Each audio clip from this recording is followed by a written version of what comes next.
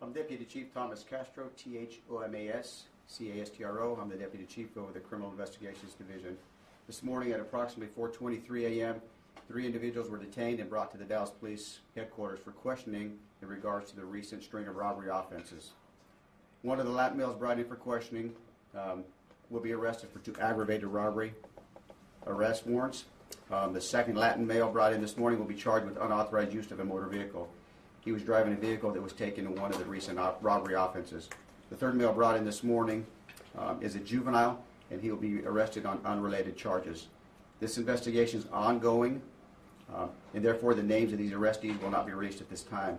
I'm asking for your cooperation in not releasing any names or photos of these arrestees, as it could compromise the ongoing investigations. So at this time, don't really have any questions other than just this brief update. The detectives are still working, still trying to find out those other individuals that are responsible for this offense, for these offenses. What led you guys to bring in these 3 young people? We had an idea of one of these individuals. We had a good indication that he was responsible. These other 2 happened to be with him at the time of that stop. And I'll kind of leave it at that. So once again, I want to emphasize, it's an ongoing investigation, so these names and the photos will not be released. I know some of you guys are very resourceful, you ladies and gentlemen, and we're just asking for cooperation and not releasing any photos or names, because that could jeopardize the integrity of this ongoing investigation. Could you confirm where they were arrested? I won't do that at this time.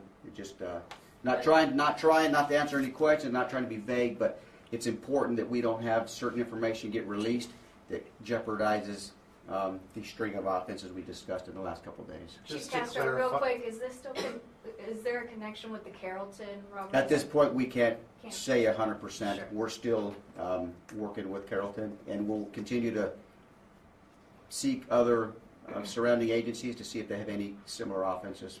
You mentioned Just the to connection. clarify, two arrested in connection to the string of break-ins. The juvenile is on charges unrelated, correct? Right now, we have one male that has been arrested for 2 aggravated robbery offenses. The second male that is arrested for the unauthorized use of a motor vehicle, at this time we don't have information that ties him to the robberies, but he was driving a stolen vehicle taking one of those robberies, so it's something that we have to continue to investigate. Do you think it's possible that they could face more charges, since we're talking about at least 9 incidents you guys are investigating? That's part of the ongoing investigation, so there is a possibility that this individual that was arrested for 2 offenses could be connected in several more offenses. Is there any identifying stuff that you want us to put out if you're still looking for people? I'm sorry? Is there any identifying stuff you want us to put out, like a car or suspect description or something that you're looking for? Or? Not at this point. So. You guys looking for anybody else?